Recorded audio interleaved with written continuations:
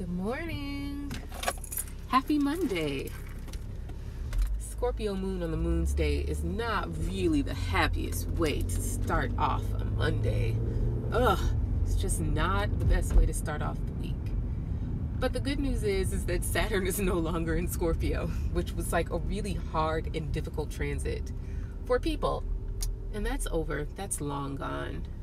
So, we're just kind of waiting for the moon to conjoin Jupiter tomorrow.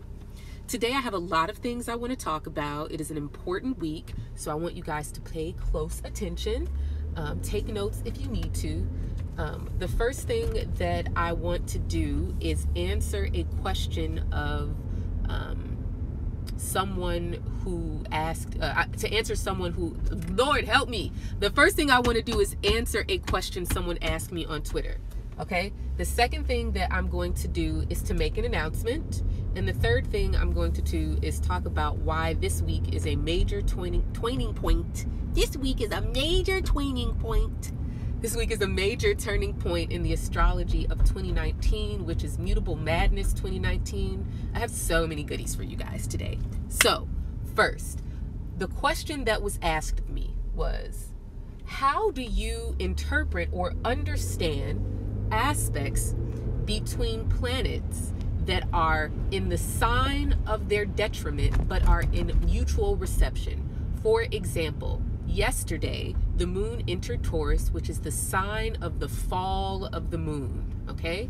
And Mars is in Taurus, which is the sign of Mars's detriment. Fall and detriment are two kinds of debility.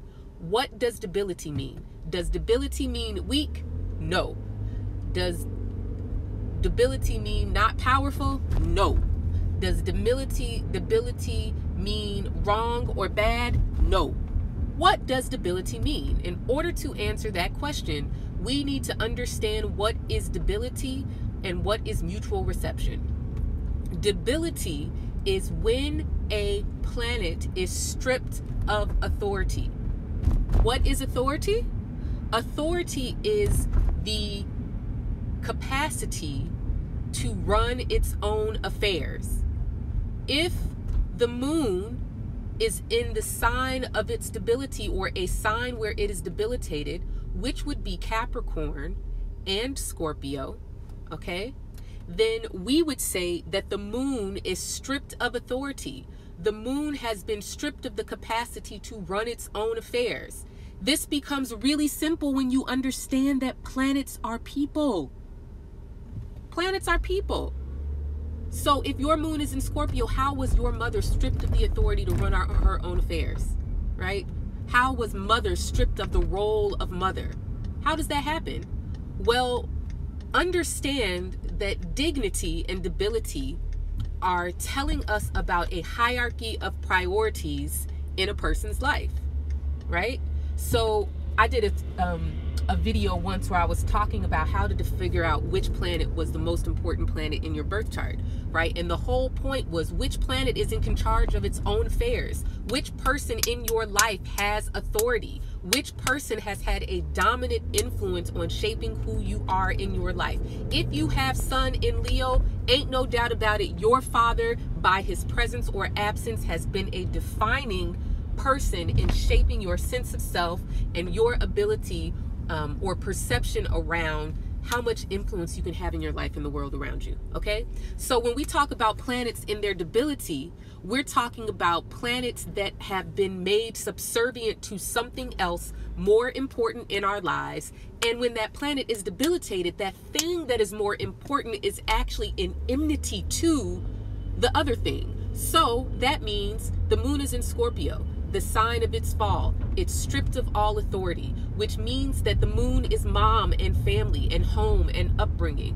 What is the point of mom and family, home and upbringing? It's an extension of your physical body. It is meant to be shelter. It is meant to teach you how to respond to the needs of your body so that you can advocate for yourself, how to listen to your body. Moms always reinforce what your body is saying. Oh, you're just scared. Oh, you're just hungry, right? And so you learn to interpret your body by the way that your mother has dealt with you. However, when the moon is Scorpio, Mars is more important than the moon, and the moon is subjected to Mars. Mars is disruption, conflict, illness, severance, major moves that disrupt your rooting and grounding. You can think of the moon in Scorpio like repotting a plant, right? You uproot that thing out of the soil, you shake that root ball, let all that soil out. You have disrupted the plant, and it's only a very short amount of time that that plant can function, right, when it's not in a pot. This is the moon in Scorpio, uprooting and severing the roots of that plant, right?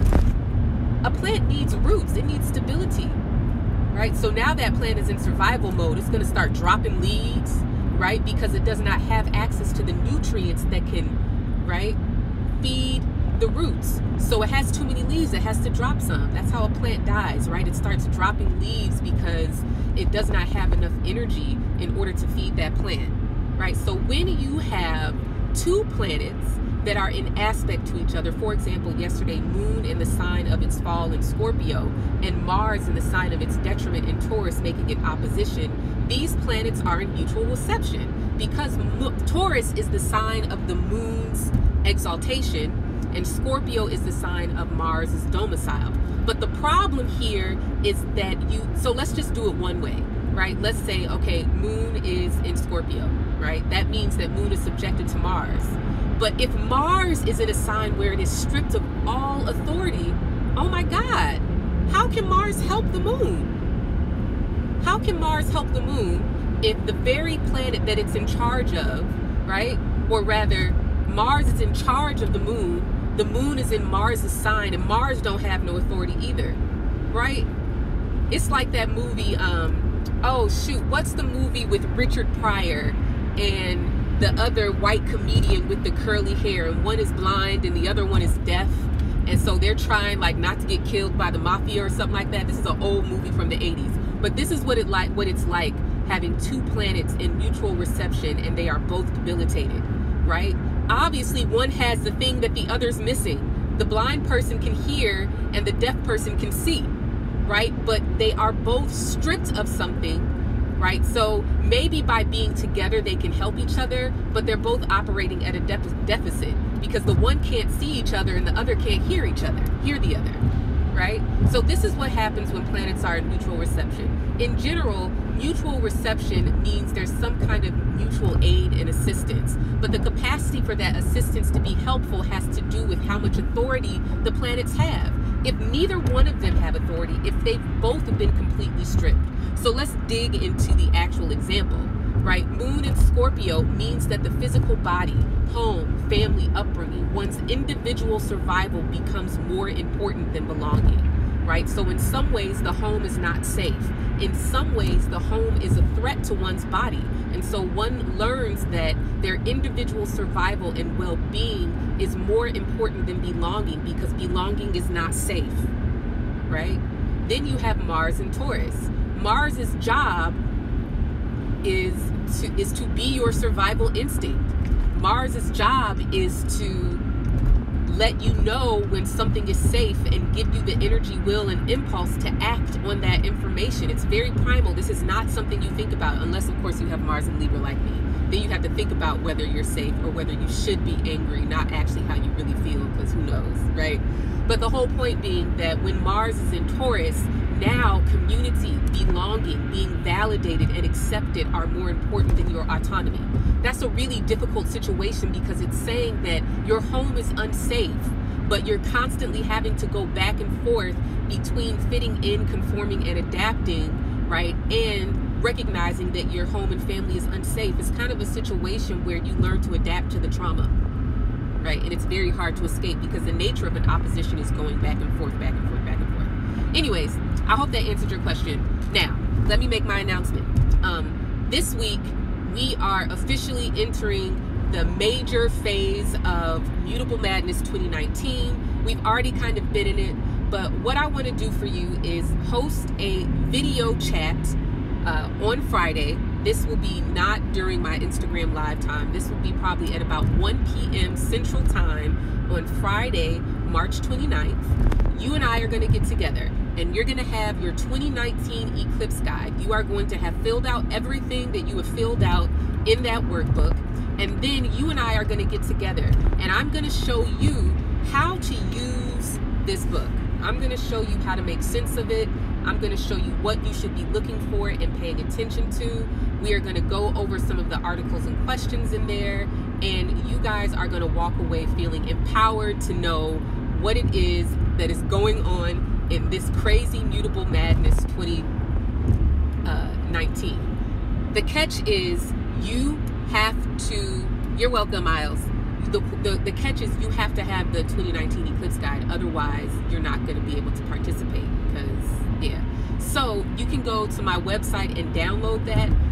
I do have a few copies that are available for, I do have a few printed copies. So if you would like to get a printed copy, I will mail you out one tomorrow. But you have to inbox me and tell me you want to buy it. Okay? Right? You have to inbox me and tell me that you want to buy it so that I can send it to you. Okay? Now, let us get into this week. All right. This Mercury retrograde has been basura. It has been a heaping mound of stinky, fly-attracting, poop-filled trash. It's been whack. I have not been feeling this Mercury retrograde. That's my personal opinion, because personally, it's been attacking my chart. I hope that maybe this Mercury retrograde has been better for you, because it's not really been the best for me. All right? I just want it to be over. Yesterday, I tweeted about how this Mercury retrograde is 23 days long. In the scheme of a Mercury retrograde, that is very long. The last Mercury retrograde was 20 days. Mercury retrogrades can be as short as 2 weeks, right? Or 15 days, 16 days. But 23 days is really, really long, right? That is a really long Mercury retrograde. And I'm sorry. I've been in it with you, though, so I can't really, I don't know what to say. At the onset of this Mercury retrograde, I tweeted and I said, this is probably going to be one of the messiest, most eventful Mercury retrogrades that we have experienced. And turns out to have been very, very, very true. I mean, just even with the whole Mueller report, which I tweeted about that this morning. And all I'm going to say is Mueller did not give Barr all the information. So the information that Barr has to work on is limited, because he already knows what's up. Mueller is very smart. So, yeah, don't believe the hype. Just hold your mouth, withhold judgment. I mean, that's really just almost like the theme of life. Just hold your mouth and withhold judgment, right? Like, that's just what we should really say. But this week, the Mercury retrograde ends. Thursday, March 28th. Mercury at 21 degrees, 59 minutes of Aquarius. Mercury is going to stop and move forward. And what do direct stations mean? Direct stations means stop, move forward, and resolve, right? Now, we have been stopping and revisiting conversations. This has been the Mercury retrograde. We have been stopping and revisiting conversations. Revisiting conversations means that you have to have that conversation again. And every time you have the conversation is different. And so, wait a minute, like what are we doing here? Right? You keep revisiting conversations without resolution, right? And so the third time that Mercury is going to pass over 21 degrees and 59 minutes of Aquarius through 5 degrees of Pisces, we finally get to resolve the conversations. We really get to take the information that we've been gathering over the course of this retrograde, and we are going to figure out what it is that we're actually doing, okay? So the catch here, though, is that 21 degrees, 59 minutes Aquarius has been hot, hot, hot music. It's been hot. We had Mercury enter its retrograde shadow between February 18th and 19th of 2019. So that was a Monday and Tuesday. It happened to coincide with the full moon in Leo. So those 2 days were just like off the chain. Like, whoa. Then we had a new moon at that same degree on March 5th. Was it March 5th? I believe it was March 5th or March 6th. We had a new moon at 21 degrees Aquarius. So that was strike 2. Now Mercury is pretty much chilling. All this week, Mercury is at like 22 degrees and 20 something minutes of Aquarius, moving backwards, which means that it is less than half a degree from where it is going to station direct. If you have followed me for any length of time, you know that the direct station is not the day. It is all of the time where Mercury is moving very, very slow, paused in the sky. Remember, I always say that a planet changing directions is like someone stopping in the middle of traffic and making a U-turn. The problem is not the U-turn. You can make a U-turn. The problem is you have to disrupt the flow of traffic in order to make a U-turn. Everybody behind you has to stop, and just say that you don't really cut the turn all the way the first time you go around, then you got to put the car in reverse, and then you got to go back, and then, right? The issue is in the actual turning around. So right now, in this moment, Mercury is moving slow. Mercury is disrupting the flow of traffic, okay? When a planet disrupts the flow of traffic, it means everyone has to stop. You ever seen a Gaper's delay where there's an accident on the other side of the highway where it is that you're going, and the people on your side even got to stop? Ain't even nothing wrong on your side of the highway. And y'all, everybody is slowing down to stare at this whole thing, right? How ridiculous. What the heck? So this is what's happening this week. Everybody is stopping and looking at Mercury. How do we know this is true? Someone just released an important document and everyone is stopping and looking. Literally, it has happened. Someone has released an important document and everyone is sitting there looking and stopping, and it's disrupted the flow of traffic. Right? Now, we need to interpret Mercury in Aquarius, and it's very simple. This is the question that I posed on Twitter. I said, who are you giving authority over your self-perception by allowing them to have a say? That's what it is. Mercury in Aquarius says you don't get to have a say. You don't get to have a say, right? So where does that apply? Where does that apply in your life? Where does that apply in this world? Where does that apply collectively right now? Who are we giving a say that does not really get a say? Who are you giving authority over your affairs by subjecting your personal sovereignty and self-determination to their opinions, ideas, or words? Not everybody gets a say. And that's part of the problem, right? We think that everyone's opinion is valid and it's just words and it's just their idea and it's just their opinion. Wrong. Hasn't Saturn and Sagittarius taught you anything? Ideology is more powerful than facts. Conviction is more powerful than data and knowledge. I don't care how many studies you do. I don't care how many spreadsheets you fill out. I don't care how many lists you make. I don't care how many times you read the instruction manual and follow the steps. Conviction is more powerful than data. Conviction is more powerful than logic. Conviction is more powerful than facts. Most people cannot be convinced with facts. Do you see the word convinced? Con always means with something, with fiction, right? So the whole point of data is to convince someone, is to lend them conviction, to bring conviction into them. So what is the more powerful thing? Is it the data or the conviction? No, it's the conviction. So my whole point being is that Mercury's stationing direct. It means stop, move forward, and resolve conversations about your personal sovereignty and self-determination. Words used to claim sovereignty over your sense of self. No, you're gonna call me what I tell you to call me. As in our lovely, like the day Mercury went back into Aquarius, this whole thing came out about Maya Angelou correcting someone when they did not call her doctor or Mrs. They didn't put a handle on her name.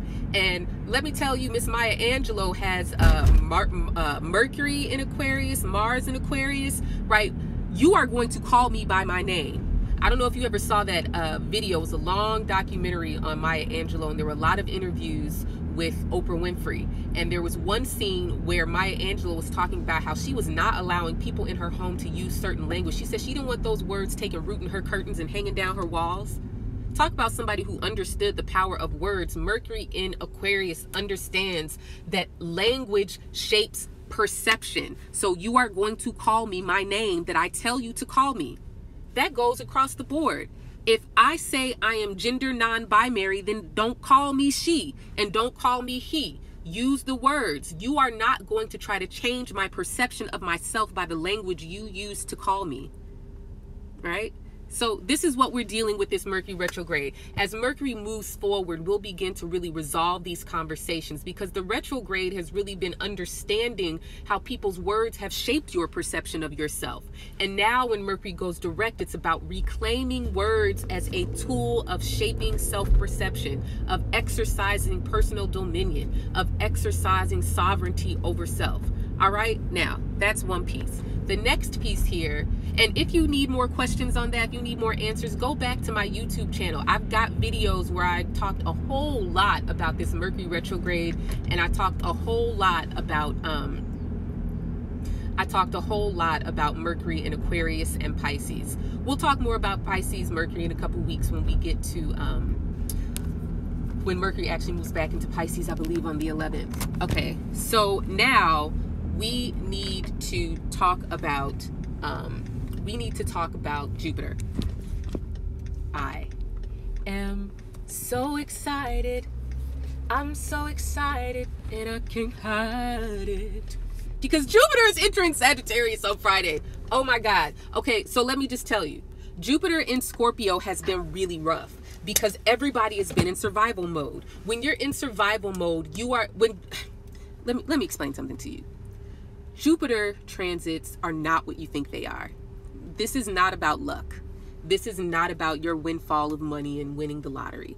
This is not about any of those things. Jupiter takes 1 year to go through a sign. And as Jupiter changes signs, we collectively change how we interpret what is happening individually in our lives and the world. When Jupiter is in Libra, everything was Me Too. Everything was justice formed by women, whether it was the elections, whether it was sports figures, politicians, celebrities. Everything was through the lens of justice formed by women. So much so that that brief period that Venus entered Libra, where it was going to go retrograde while Jupiter was still in Libra, we had Dr. Christine Blasey Ford, right, in the most Libra environment, right? She was testifying, a testimony, right, of her Me Too story in front of the Senate, right? They put her on trial, right? Do we believe women? That's the question. So now Jupiter has been in Scorpio since October 10th, 2018, right? And we're not talking about Me Too, right? The consequences of Me Too are evident. They're everywhere. And even how we've understood Jupiter and Scorpio have a lot to do with the precedent that was laid down by the previous transit of Jupiter and Libra. But now we have Jupiter and Scorpio, and I just explained at the beginning of this video, when I was talking about Moon and Scorpio and detriment and fall and mutual reception, all of that stuff, that Scorpio is our survival instinct. So that anytime any planet is in Scorpio, the survival instinct is the superior thing. So if Jupiter is in Scorpio and Jupiter says, hey, how should I interpret what's happening? What's the narrative here? My survival instinct. How does my survival instinct shape the way I have interpreted my life, the way that I'm interpreting my personal experiences? So we've all been in collective survival mode. Climate change is a survival issue. This is our collective thing. So now we get AOC, the new congresswoman from New York, who has prominent Scorpio, spearheading this whole new Green Deal, because she understands that our survival is at stake, right? She is embodying this transit for us in so many ways. Isn't she Scorpio rising in sidereal? I believe. Anyways, the whole point being, Jupiter is leaving Scorpio briefly. So we get a brief respite from this survival instinct mode. And the respite means Scorpio don't have time to ask why. This is why I say Scorpio is not interested in manipulating you. You have to understand that your survival instinct is programmed into your DNA, and it is a visceral, physiological, and biological thing. Your mind is not a part of it. Your mind is not interested in interpreting and thinking about, should I use my survival instinct or not? Like, you don't have a choice. You don't have a choice. But collectively, when Jupiter is in Scorpio, we are absolutely shaping and framing everything through those lenses. And the problem is when you don't know that, right? And you're doing irrational things that actually end up undermining your life, body, and well-being. But that's a whole nother conversation, because Jupiter is leaving Scorpio and it's going to enter Sagittarius this Friday. That is why I want you to go download the 2019 Eclipse Guide and join me on Friday at 1 p.m. Central Time so that we can go over and lay out all of these pieces of mutable madness. This is free, but you just have to have the guide if you want to participate. It's only like 14 bucks to download. I do have a few copies of hardbound, so send me a message if you want one and we'll work out how I can send it to you, okay? But the whole point is that the funny thing that's going to happen while Jupiter is in Sagittarius, right? Jupiter is going to station retrograde at 0 Sagittarius on like April 9th or something like that. So we only get 3 weeks of this until November 4th when Jupiter goes back into Sagittarius to finish up the entire transit, okay? But what's going to happen these 3 weeks is very similar to something that happened back mid-March 2018. So the last 2 weeks of March 2018. Every single planet in the sky, with the exception of Jupiter, was in a Jupiter-ruled sky sign. We had a new moon in Pisces, which means Sun, Moon in Pisces, Mercury in Pisces, Venus in Pisces, Mars and Saturn in Sagittarius. That was the whole sky under the command of Jupiter, okay? So something very similar is going to happen the second week of April. We're going to have a new moon. No. The first week of April, we're going to have a new moon in Pisces. The second week of April is going to be a first quarter moon in Gemini. So the whole sky is going to be mutable with the exception of Mars and Venus. Okay? So this is what mutable madness is about. All of these mutable signs being triggered and occupied, right? Now, Jupiter in Sagittarius comes home. It has authority over its own affairs. So anytime we watch something like this happen in real time, in real life, we're watching a planet, which always represents people, become significant. So Jupiter always is going to represent politicians in some way. So I want to know which politicians are stepping up and deciding to do their job. That's what I want to know. There's a congressperson somewhere that has finally stepped up. They've developed a conscience, a moral conscience. This is what I've laid out in the Eclipse Guide. I've talked about Sagittarius, of moral, I called it integrity and accountability, right? Somebody's conscience wakes up in Jupiter and Sagittarius and you realize what your intentions are.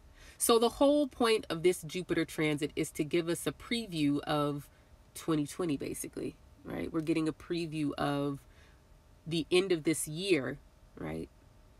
There's a major eclipse in Sagittarius where it's a new moon solar eclipse. So Sun, Moon, Mercury, Jupiter, Saturn, all in Sagittarius on December 26, 2019. So this moment is so important. This 3-week period is important to that eclipse at the end of the year. This 3-week period is important to the eclipses that are in July. So what's happening? What's going on?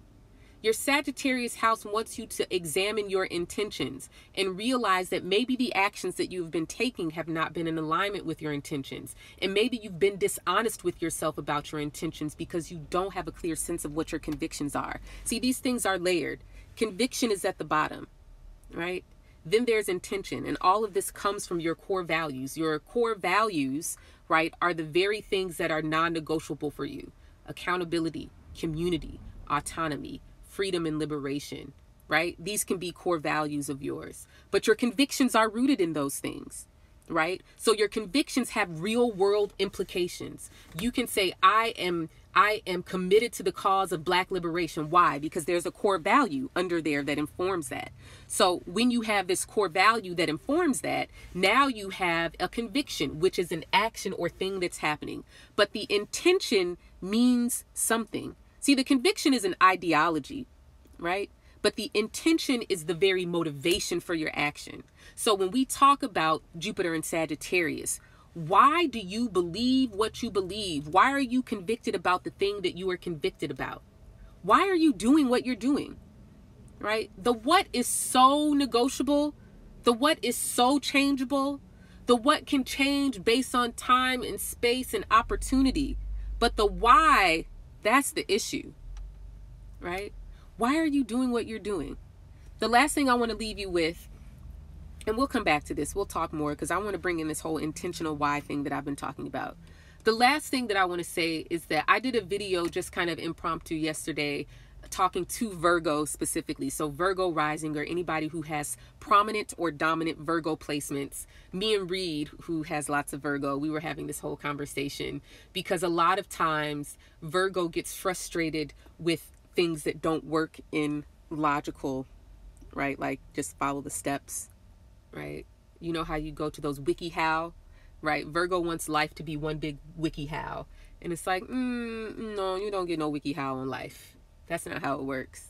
And that's what this next few weeks in 2019 is really highlighting for us, right? That life is not a WikiHow. You cannot take somebody else's story and apply it to your own life because you haven't lived what they lived. Stop letting other people tell you how to solve your problems, right? Meaning that you look at somebody else's success and you think that there is a equation for success that comes from following a set of steps.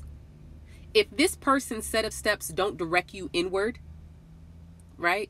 If the set of steps that someone is giving you towards success does not lead you inward and does not have an inner definition of success, right? Then you need to throw it all away. Throw the book away, right? Someone's story can inspire you. Someone's story can give you hope. Someone's story can make you believe that something is possible for yourself. But the fact of the matter is you cannot take their story and apply it to your life because you haven't lived it, right? And this is really a problem with how capitalism dupes you into things, because capitalism teaches you that we live in a meritocracy and it's only your method that is the problem.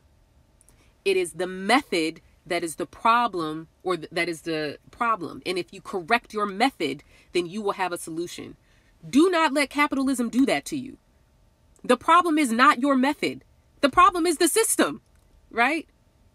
So you have one last thing I tweeted this morning. You should go check it out. I was tweeting about how something, the way that something is put together and the mechanics of something does not tell you the intended function.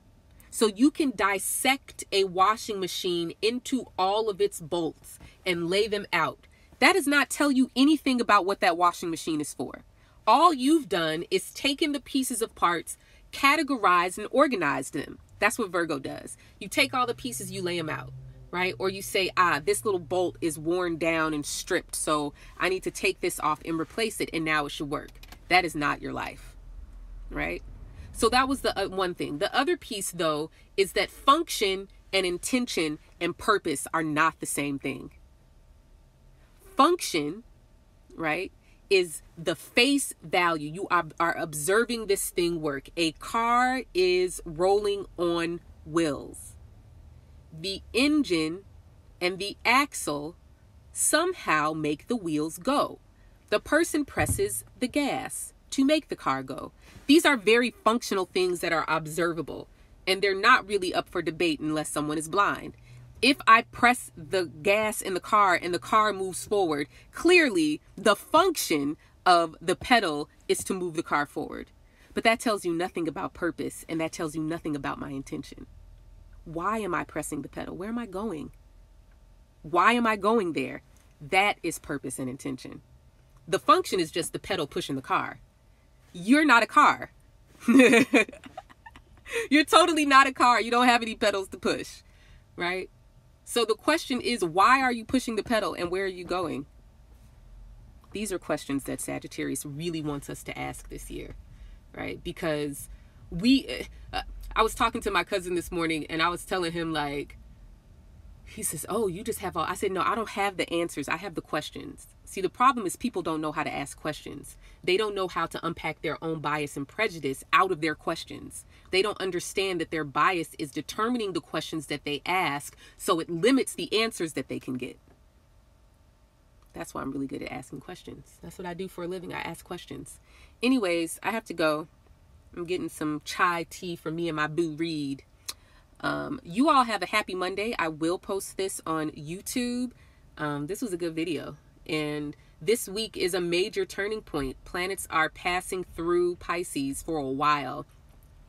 And Jupiter entering Sagittarius supercharges all of those Pisces planets, because now the planet in charge of Pisces is in its own sign.